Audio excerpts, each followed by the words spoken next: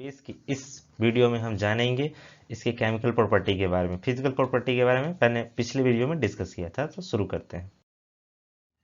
Acid का पहला property है इसके मेटल के साथ रिएक्शन, केमिकल प्रॉपर्टी। तो जब भी एसिड को मेटल के साथ, किसके साथ, मेटल के साथ रिएक्शन कराया जाता है तो इसका होता है क्या है कि एसिड में जो एसिड के साथ जो हाइड्रोजन होता है वो डिस्प्लेस हो जाता है, अलग हो जाता है, ठीक है।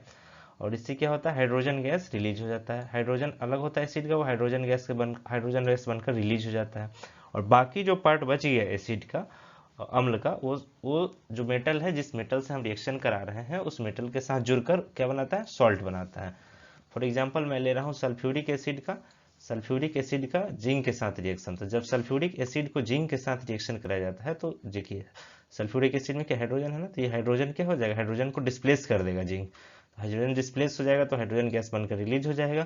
और जिंक किससे जुड़ जाएगा, जो एसिड का जो रिमेनिंग पार्ट बच गया, जो सल्फेट बच गया, सल्फेट उसके साथ जुड़कर क्या बना लेगा, जिंक सल्फेट, जो कि एक सॉल्ट बनाएगा। तो इस तरह से देख सकते हैं कि जब भी एसिड को रिएक्शन कराया जाता है मेटल के साथ, धातु के साथ, तो क्या बनाता है, लवण और हाइड्रोजन गैस। देखते हैं दूसरे प्रॉपर्टी को। अब हम यहाँ पे जानेंगे मेटल के साथ मेटल के कार्बोनेट्स और बाइकार्बोनेट के साथ रिएक्शन कराया जाता है एसिड को, तो क्या बनता है। तो जब भी एसिड को मेटल के कार्बोनेट और बाइकार्बोनेट के साथ रिएक्शन कराया जाता है तो क्या बनता है, सॉल्ट बनता है, कार्बन डाइऑक्साइड बनता है और वाटर का फॉर्मेशन होता है। मैंने एग्जांपल के लिए यहाँ पे ले रहा हूँ, एग्जांपल सोडियम कार्बोनेट ले रहा हूँ और हाइड्रोक्लोरिक एसिड ले रहा हूँ। तो जब भी सोडियम कार्बोनेट यानी Na2CO3, सोडियम कार्बोनेट का क्या फॉर्मूला होता है, Na2CO3, और हाइड्रोक्लोरिक अम्ल का होता है HCl। अगर मैं इन दोनों का रिएक्शन कराऊं तो क्या बनेगा, तो बनेगा सॉल्ट, यानी कि सोडियम किसके साथ जुड़ जाएगा, क्लोरीन के साथ, हाइड्रोक्लोरिक एसिड के क्लोरीन के साथ जुड़ जाएगा, ठीक है।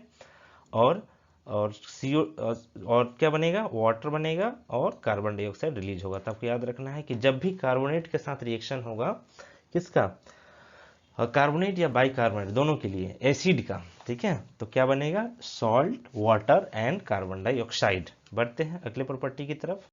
एसिड का थर्ड प्रॉपर्टी है उसके मेटल ऑक्साइड के रिएक्शन। एसिड का थर्ड प्रॉपर्टी को मैं किसके साथ रिएक्शन के साथ डिस्कस करूंगा, मेटल ऑक्साइड के। तो जब भी मेटल ऑक्साइड को एसिड के साथ रिएक्ट कराया जाता है तो क्या बनता है, सॉल्ट बनता है और वाटर का फॉर्मेशन होता है। एग्जाम्पल के लिए मैं ले रहा हूँ कॉपर ऑक्साइड को और dilute hydrochloric acid. Dilute hydrochloric acid क्या होता है, जिसमें कि जो एसिड का मात्रा होता है, यानी एसिड का जो कंसंट्रेशन होता है कम होता है।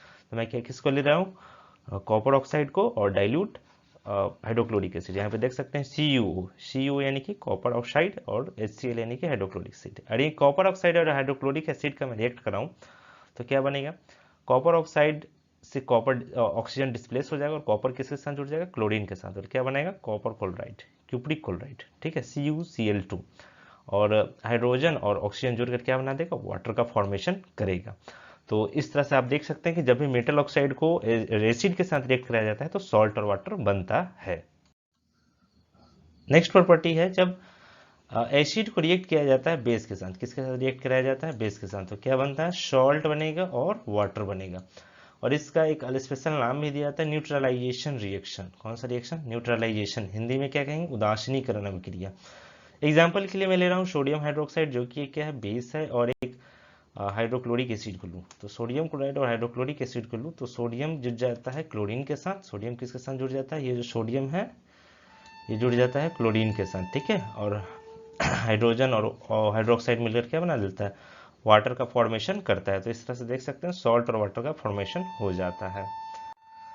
अब हम जानेंगे केमिकल प्रॉपर्टी किसके, बेसेज की केमिकल प्रॉपर्टी। ओके, बेसेज यानी कि क्षार के हम रासायनिक गुण जानेंगे। तो क्षार जो होता है वो क्षार को एक स्पेशल नाम दिया जाता है एल्कली, यानी कि जो क्षार यानी जो बेसेज वाटर में सोलूबल हो, यानी वाटर में डिजोल्व हो जाए तो उसे क्या कहते हैं, एल्कली। यानी कि एल्कली अगर रिएक्ट करता है मेटल से तो क्या बनाता है, ये भी सॉल्ट बनाता है और हाइड्रोजन गैस को रिलीज करता है, ठीक है। एग्जाम्पल के लिए मैं लूँ जिंक, जो कि मेटल है, और सोडियम हाइड्रोक्साइड, जो कि क्या है, एल्कली है। अगर मैं इसको दोनों का रिएक्शन कराऊं तो बनेगा क्या, जिंक जो है वो सोडियम के साथ जुड़कर क्या बनाएगा, सोडियम जिंकेट बनाएगा। क्या बनाएगा, Na2ZNO3, इसे क्या कहते हैं, सोडियम जिंकेट, जो कि ये क्या है, मेटालिक सॉल्ट है और हाइड्रोजन गैस यहाँ पे देख सकते हैं रिलीज हुआ है। ये है बेस का पहला प्रॉपर्टी। दूसरा प्रॉपर्टी को मैं देखूं तो दूसरा प्रॉपर्टी है कि अगर बेसिस को यानी कि क्षार एल्कली को, ठीक है, यानी कि एल्कली को नॉन मेटल ऑक्साइड यानी कि वैसे मेटल को एसिड में मैंने किसका डिस्कस किया था, एसिड में मैंने डिस्कस किया था मेटालिक ऑक्साइड की। यहाँ पे नॉन मेटालिक ऑक्साइड की बात करूंगा, यानी अधातु के ऑक्साइड। किसकी बात करूंगा मैं, अधातु के ऑक्साइड। तो बनता है क्या, सॉल्ट बनेगा और वाटर बनेगा, ठीक है। एग्जाम्पल के लिए मैं लूँ कार्बन डाइऑक्साइड जो कि क्या है, नॉन मेटल ऑक्साइड है, नॉन मेटल ऑक्साइड, और लाइम वाटर लेता हूँ जो कि क्या है, बेस। अगर मैं दोनों को रिएक्ट कराऊं तो क्या बनेगा, कैल्शियम कार्बोनेट बनेगा, ठीक है।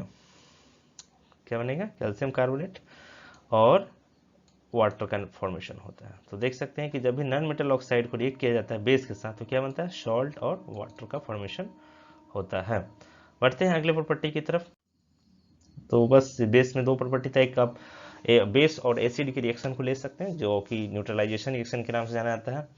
और यहाँ पे मैंने कुछ क्वेश्चंस डाल दिए हैं जो कि बहुत ही पूछे जाते हैं, फ्रिक्वेंटली आस्क्ड क्वेश्चन है एसिड और बेस से। What are acid and base and what are the use of acid, organic और मिनरल एसिड डिफरेंस बताना है। प्योर वाटर जो होता है बेसिक होता है, एसिडिक होता है, वीक और स्ट्रॉन्ग एसिड क्या है, यूजेस क्या है एसिड और बेस के। तो इस तरह से आप ये कुछ क्वेश्चन है जिसको मैंने डाल दिया। तो होप आप सबको ये वीडियो बहुत पसंद आया होगा। मिलते हैं नेक्स्ट वीडियो में, तब तक के लिए बाय।